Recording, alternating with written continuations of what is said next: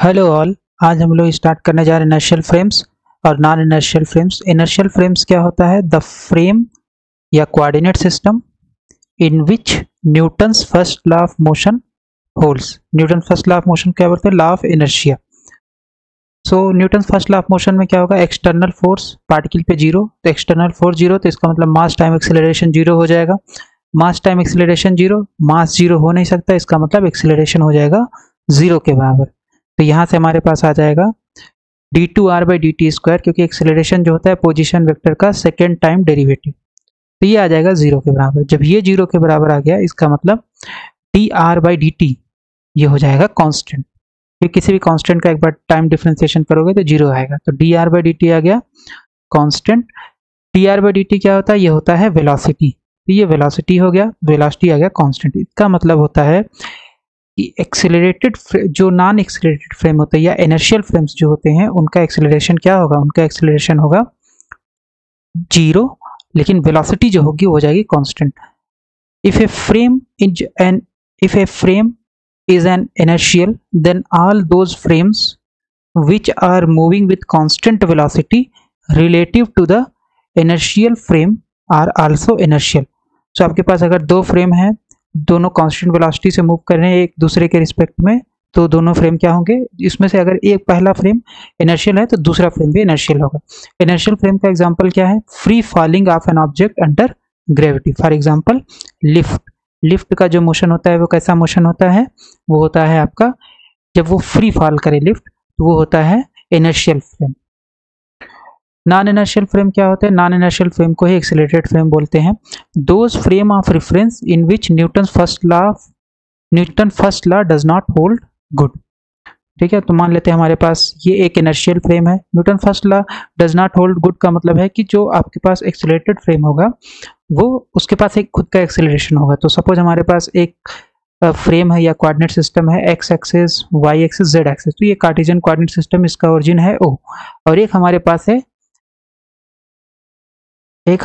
Non inertial frame जिसका है X axis है X prime, Y axis Y prime, Z axis Z prime, और इसका ओरिजिन है ओ प्राइम। तो ये वाला जो कोऑर्डिनेट सिस्टम है प्राइम वाला ये अन प्राइम के रिस्पेक्ट में एक्सेलरेशन इसका है ए नॉट। ठीक, ए नॉट एक्सेलरेशन है इसका, तो इस डायरेक्शन में ये मूव कर रहा है। ठीक है, इस डायरेक्शन में मूव कर रहा है। तो हमने मान लिया कि यहाँ पे एक पॉइंट P है, इस पॉइंट का कोऑर्डिनेट या position vector with respect to prime या ये ओरिजिन से यहाँ तक के जो वेक्टर होगा इसको पोजीशन वेक्टर बोलेंगे, तो ये है Rn। और इस पॉइंट का position vector with respect to inertial frame वो है Ri।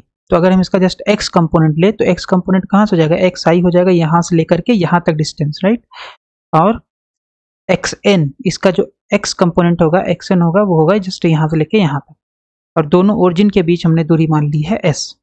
ठीक है, तो xi is equal to si plus xn। From figure यहाँ से देखें अगर हम, तो xi is equal to s plus xn। तो s क्या होगा? क्योंकि ये फ्रेम इनिशियली इसी फ्रेम पे था। ठीक है, at time t is equal to zero, o और o प्राइम क्या कर रहे थे? कोइंसाइड कर रहे थे। तो इसका मतलब ये जस्ट हो जाएगा s बराबर ut plus half A T square से, ये हो जाएगा half A naught T square. ठीक है, इसका अगर हम टाइम डिफरेंशिएशन करेंगे तो आ जाएगा dxi/dt is equal to dxn/dt plus half A naught T square का टाइम डिफरेंशिएशन हो जाएगा 2t। ठीक है, तो यहाँ से ये 2 कैंसिल हो जाएगा, यहाँ जस्ट आ जाएगा ए नॉट टी। तो ए नॉट टी बचा, यहाँ पे फिर से एक बार टाइम डिफरेंशिएशन करेंगे तो d2xi अपॉन dt स्क्वायर होगा, यहाँ आ जाएगा d2xn/dt² प्लस यहाँ पे t का टाइम डिफरेंशिएशन करेंगे ए नॉट आएगा। तो ये जो आ जाएगा ये है एक्सेलरेशन। तो इसको हम लिख सकते हैं axi, इसको हम लिख सकते हैं axn, और इसको हमने a0 को a0 लिख दिया। तो 3D में अगर हम इसको जनरलाइज करें, क्योंकि ये x कंपोनेंट है, यहाँ पे भी x है, यहाँ पे भी x है, और ये भी x कंपोनेंट है, तो यहाँ से आपका 3D में आ जाएगा, वेक्टर फॉर्म में लिखेंगे तो ai is equal to an plus A naught vector. ठीक है, तो मास से अगर दोनों साइड मल्टीप्लाई कर दिए तो ये आ जाएगा mai is equal to man plus ma naught. ठीक है, तो अगर हम man को निकालें तो ये दूसरे साइड में जाएगा, तो ये आ जाएगा ma माइनस ma नॉट, जाएगा mai minus ma not, mai minus ma not यहाँ पे आ गया, और ये आपका इधर बच जाएगा man। ठीक है, तो इसको हम लिख सकते हैं force Fn is equal to F I, और इसको हम लिख दिया एफ नॉट। ठीक है, तो एफ नॉट जो होता है, एफ नॉट वेक्टर जो होता है, इसको बोलते हैं स्यूडो फोर्स और फिक्टिशियस फोर्स, ये जो होता है, जो कि बराबर होगा माइनस एम ए नॉट के। ठीक है, एफ एन जो है ये हो जाएगा आपका, एफ एन क्या होगा, force on the particle in non inertial system, जो कि होगा एम ए एन। तो पार्टिकल के ऊपर फोर्स कितना लग रहा है नॉन इनर्शियल सिस्टम में, वो दिया जाएगा M times A N. F I क्या होगा, force on the particle in inertial system. तो इनर्शियल सिस्टम में पार्टिकल के ऊपर जो फोर्स लगेगा that is given by M A I. A I क्या होगा, इनर्शियल सिस्टम में पार्टिकल का एक्सेलरेशन।